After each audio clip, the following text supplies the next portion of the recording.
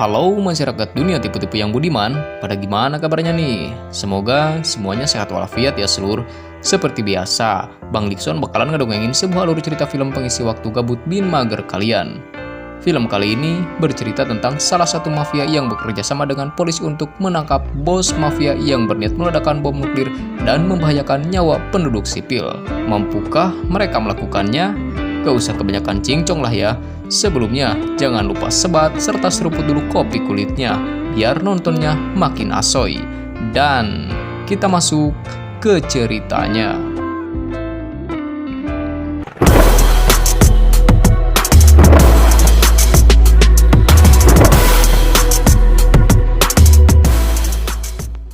Scene awal memperlihatkan sebuah kawasan kumuh yaitu distrik B13 yang merupakan surganya para gangster dan mafia kelas kakap.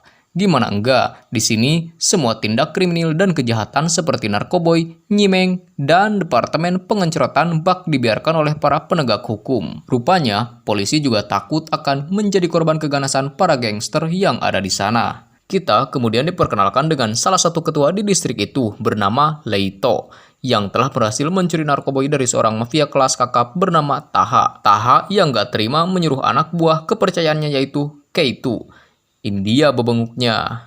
Untuk mengambil kembali narkoboynya sekaligus memberi pelajaran pada Leito. Sadar dirinya telah diincar, Leito pun kabur dan terjadilah aksi kejar-kejaran ala barudak parkur.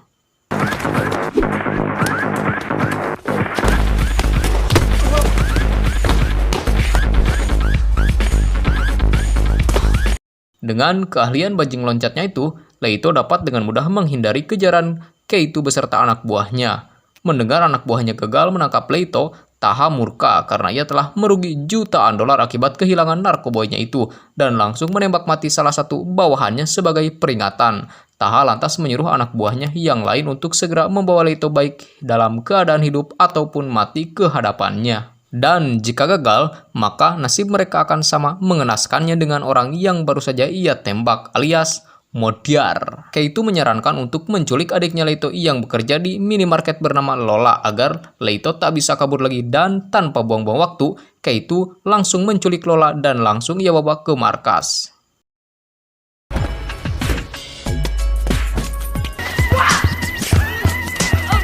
Tanpa mereka duga, Leito sudah terlebih dahulu menyelinap masuk ke ruangan Taha dan menjadikannya sandera dengan cara itu. Leito dan Lola berhasil keluar dari markas Taha dengan aman.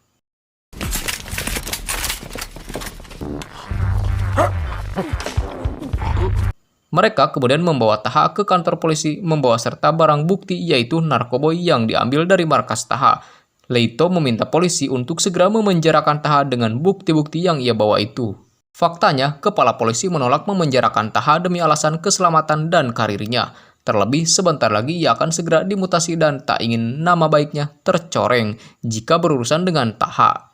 Kepala polisi itu kemudian mengurung Leito di penjara sementara Taha dibiarkan pergi dan membawa Lola sebagai sandera. Setelahnya, Leito murka dan membunuh si kepala polisi di tempat.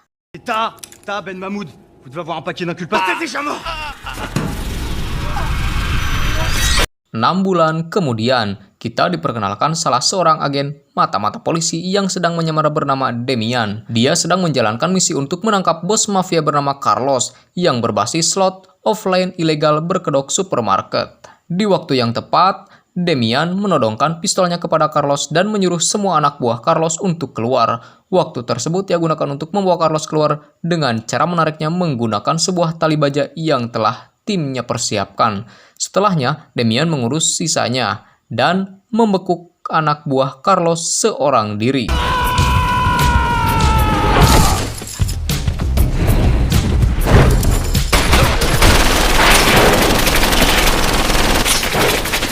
Setelah misinya sukses, Demian dipanggil ke ruang kolonel. Di sana ia juga bertemu dengan sekretaris pertahanan negara bernama Kruger. Ia menceritakan jika mobil badan keamanan yang berisikan bom nuklir dengan radius 8 km yang berada di dalam mobil baja telah dirampok di distrik B13 dan tentunya pemimpin dari perampok tersebut adalah Taha. Parahnya, saat Taha membuka tempat penyimpanan bom, waktu mundur bom tersebut ikut aktif dan akan meledak dalam waktu 24 jam. Nah, di sini Demian diminta untuk menyusup ke distrik B13 dan menonaktifkan bom nuklir itu dengan kode yang akan mereka berikan nantinya. Pada awalnya, Demian menolak karena misi kali ini dianggap terlalu berbahaya, terlebih metode operasi Demian yang membutuhkan waktu cukup lama untuk mengintai dan menyusup ke wilayah musuh. Namun, demi menyelamatkan jutaan nyawa tak berdosa, Demian akhirnya mau melaksanakan misi kali ini. Kali ini, Demian akan ditemani oleh seorang napi yang tidak lain adalah Leito. Sebagaimana kita tahu, Leito yang udah tinggal di distrik tersebut dari kecil pasti mengetahui kawasan dan tempat-tempat tersembunyi di sana. Dia membuat rencana agar Leito mau bekerja sama dengannya. Saat Leito akan dipindahkan, dia berpura-pura menjadi seorang pembunuh kejam yang akan dibawa ke penjara yang sama dengannya. Di mobil, Demian mengatakan pada Leito jika ia mengincar bos mafia bernama Taha yang telah membunuh keluarganya. Diceritakan pula, jika Taha sangat suka menyaksikan seorang wanita muda yang telah dibuat kecanduan narkoboy. Seketika, Leito pun sadar jika wanita yang Demian maksud adalah Lola, adiknya. Demian yang telah berhasil membuka borgolnya, kemudian mengambil alih mobil langsung pergi ke distrik 13. Mereka menerobos masuk dan yang membuat ban mobil mereka bocor dan remnya macet yang membuat mereka terpaksa harus berhenti dengan menabrak mobil yang terparkir.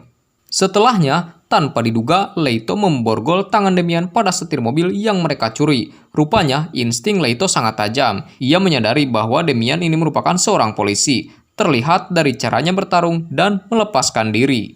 Leito kemudian kabur dan meninggalkan Demian seorang diri di dalam van. Tak berselang lama, anak buah Taha datang dan langsung menodongkan pistolnya pada Demian.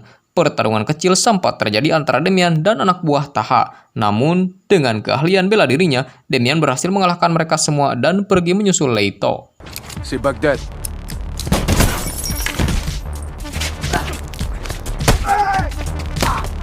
Sementara itu, Leito melapor pada Taha jika Leito telah kabur dari penjara. Mendengar hal itu, Taha pun menyuruh Keito untuk bersiaga karena ia yakin Leito akan datang untuk menyelamatkan Lola.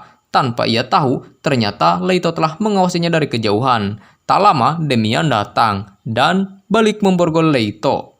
Mereka pun berdebat di sana. Leito mengatakan jika alasannya tak mau membantu Demian karena ia tak mau dikhianati lagi oleh oknum polisi.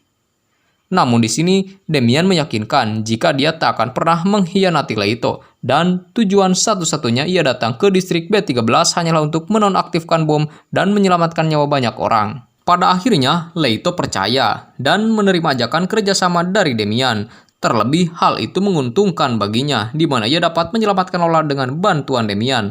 Leito kemudian meminjam HP Demian dan menghubungi Taha. Di percakapan itu, dia bilang bahwa kini dia datang bersama seorang polisi yang dapat menonaktifkan bom yang ada pada Taha. Maka dari itu, mereka ingin bertemu dengan Taha. Taha setuju dan menyuruh Keito bersama anak buahnya yang lain untuk menjemput mereka. Singkat cerita, sampailah Leito dan Demian di ruang Taha. Ternyata Taha telah mempersiapkan semuanya dengan baik, di mana dia telah memasang peluncur pada bom yang telah ia letakkan di atap sebuah gedung. Terlebih, ia juga mengikat Lola di dekat bom tersebut agar Leito tak berbuat macam-macam. Taha yang licik pun memanfaatkan keadaan tersebut dengan memaksa Demian untuk menebus bomnya dengan uang senilai 20 juta euro. Jika tidak, maka dia akan menerbangkan roket ke tengah kota yang padat penghuni. Demian kemudian menghubungi Kruger untuk meminta uang tebusan tersebut. Tapi di sini, Kruger gak bersedia dan malah mematikan telepon dari Demian. Untungnya, bank tempat tujuan yang Taha berikan masih tutup dan akan buka dalam waktu setengah jam ke depan. Oleh karena itu, Leito dan Demian harus jadi tawanan dulu dalam kurun waktu tersebut. Leito lalu punya ide untuk kabur lewat toilet dengan memanfaatkan terowongan yang sempat ia gali dulu. Demian kemudian berimprovisasi dan meminta orang-orang di sana mengantar mereka ke tempat Taha. Dan saat ada kesempatan, mereka dengan lihainya masuk ke toilet dan berhasil kabur.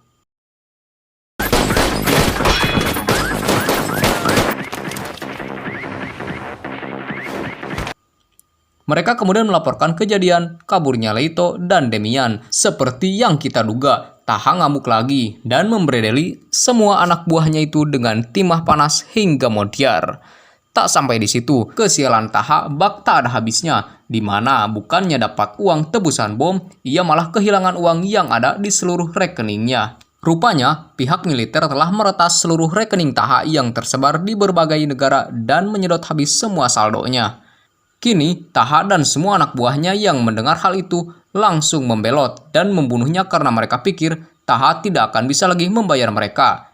Keito akhirnya ditunjuk sebagai pemimpin mereka yang baru. Di awal kepemimpinannya, ia menyuruh semua anak buahnya untuk mencari Demian dan Leito, dan aksi ucing udag alias kejar-kejaran terjadi.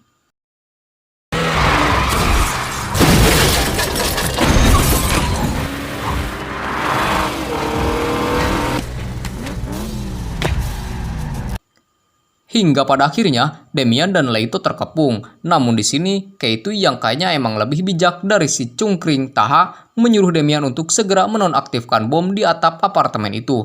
Setelah sepakat, Demian dan Leito bergegas pergi ke atap gedung.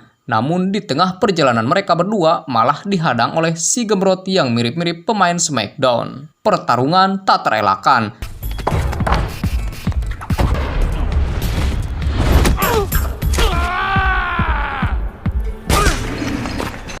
Singkat cerita, sampailah mereka di atap. Demian segera menelepon Kruger dan meminta kode untuk menonaktifkan bom. Setelah Kruger memberikan kode tersebut, Leito merasakan sesuatu yang janggal, di mana kode-kode tersebut merupakan titik koordinat lokasi mereka sekarang alias distrik B13.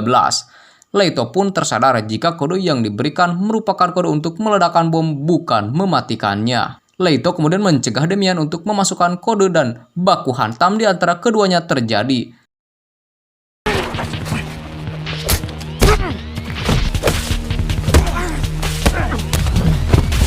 Dan akhirnya, Leito yang dibantu Lola berhasil menghentikan Demian bersamaan dengan hitungan mundur bom selesai.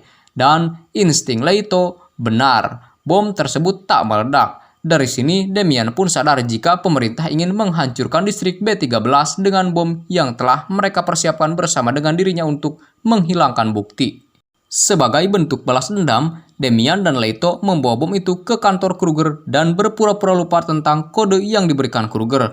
Lalu, ia pun mencoba memasukkan kembali kode itu dan seketika Kruger panik dan mengatakan semua kebenaran mengenai misi Demian itu. Kruger tak sadar jika percakapan mereka telah diliput dan disiarkan di TV nasional dan live streaming. Alhasil kejahatan Kruger terbongkar dan ia pun ditangkap atas kejahatan yang telah ia lakukan itu. Dan film pun berakhir bahagia. Film yang cukup menarik dengan banyaknya adegan paparkuran. Oke, sampai di sini dulu alur cerita film Distrik B13. Terima kasih bagi kalian yang masih stay di channel ini. Dukung terus channel ini dengan cara like, komen, dan subscribe ya. Sampai ketemu lagi sama Bang Dickson di review film selanjutnya.